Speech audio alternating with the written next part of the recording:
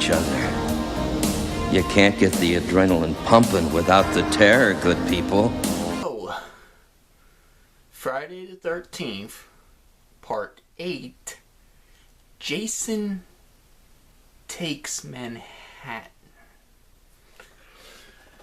Well, let me start it off first here, where I believe the movie was doomed from the start since it took away all the awesome, cool opening sequences and just plastered the name of the movie, you know, like a 2-year-old would do for a project. That right there is a fuck up. The movie's not completely horrible. Look, I'm going to try to give you as many good points as I can find because there's a shit ton of bad points.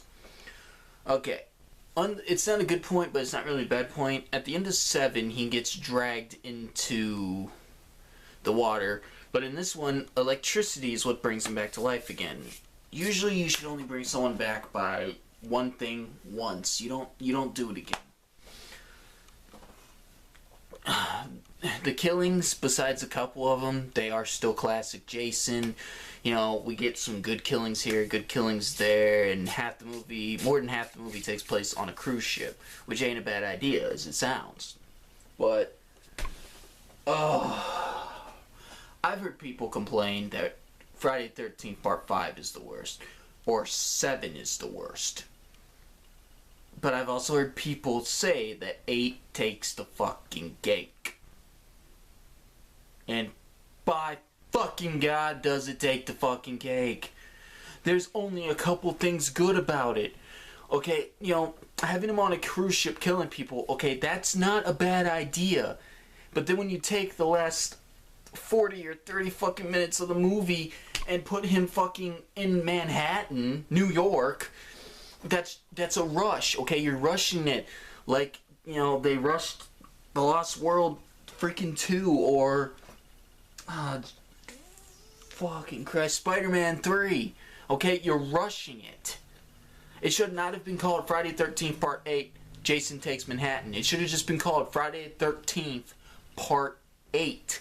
Because he doesn't take Manhattan. He gets there, and he doesn't go on a killing spree like you think he would. He decides to go after the 5 people who survived of getting off the freaking cruise ship in a fucking escape boat.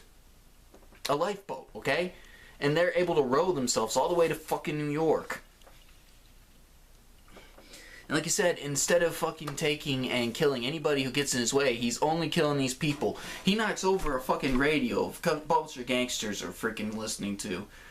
And they threaten his life, and instead of doing anything, he just turns around, lifts his mask up, they freak out, run away, and he puts it back down. No! Jason would have fucking killed those guys. My good God. Now, the heroine of the movie, she's not bad. Brandy, she has visions. You think she's psychic, but it's just because when she was little, her uncle tossed her in, you know, Crystal Lake to try to make her swim and told her the lie about Jason being under there. And a young Jason as a kid was grabbing her and trying to pulling her down. Okay, fine. But I would have to fully explain it for you guys to understand my frustration here. I'm not saying, you know, 5 was brilliant, okay? I told you, I gave 5 a 7.9, and I gave 7 an 8 point something. But, Jesus Christ, oh my God. Okay, near the end of the movie, Sean, the girl who likes Brandy, are the only 2 left alive from that cruise ship. They escape into the sewers after Sean can break open a fucking gate with a padlock locked on it, but can't open a fucking wooden door. So they go in the sewers. They're getting chased by him after they thought they've killed him for the 3rd time. He gets down into the sewers. They're following him. They find a guy who tells him he shouldn't be there because, get this, the sewer at midnight every night fills up with toxic waste. And they got 10 minutes to get out of there. So he's leading them out when Jason attacks and kills the guy. Sean ends up getting knocked out in the process. She gets Jason to tase her. She opens up a small little thing of toxic waste and tosses it on his face, causing him to rip off his mask And whoever did the special effects for his face this time really fucked up because it fucking sucks. Okay, I felt like I was looking at the freaking guy from Goonies. I can't remember his name right now, but he hit the Babe Ruth and said, "Hey, you guys!" That's what I felt was underneath the Jason mask. So she wakes up Sean. They get onto a ladder. They're only this high off of the ground. Jason's got a hold of her, and the toxic waste fuels into the sewer. Now, this already to me is stupid. Is it true that in New York at 12 o'clock midnight, toxic waste fuels the freaking sewer? I want to know, honestly. If any of you guys can figure that out for me, leave it in the comments because I'd really like to know, okay? But, oh, okay. Anyways, he's hanging, got a hold of her, the toxic waste just takes him completely over. They're closing their eyes hoping they don't get killed by toxic waste. When they look down, you see a human hand, so I'm like, okay, maybe it cleaned off all the dead skin and everything. I don't know. They look down, and it's Jason as a little fucking boy. Still moving. And then after that, you know, they saw the mask just floating away and the toxic waste and everything, and they get out, the dog shows back up, and they're happy-go-lucky, and it's all great.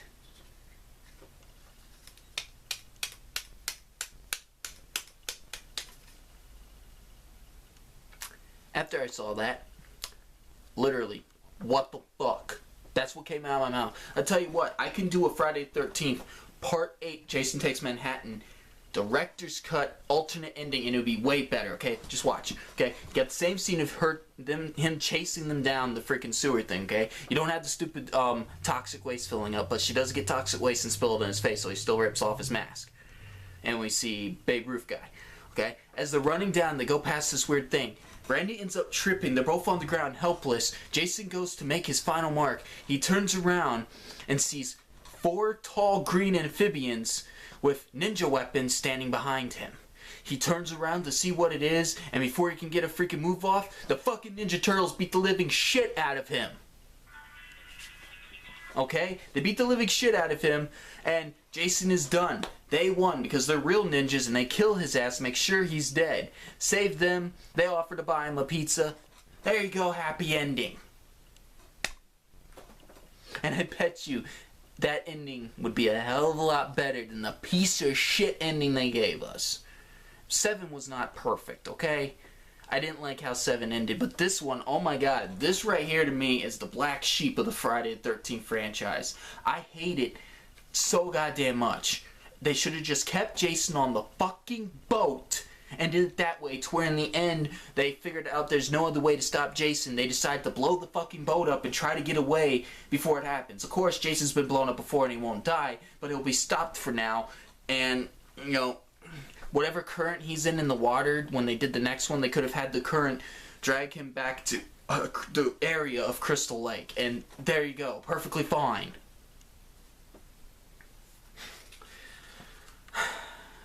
I could go on for hours, but I think you guys get the point. You know, besides the one black kid who was a boxer, and, you know, one of the funniest parts in the movies, you know, is, you know, he just keeps punching him. He's almost got him over the edge, and he's knocked down. He's like, take your best shot. And he literally punches the guy's fucking head off. That right there is hilarious, okay? So it's got some funny moments, but it's also got some fucking deaths that, okay, he takes a freaking video camera nerd guy, throws him into a control panel, and it just happens to blow up and shock the guy to death and catch him on fire.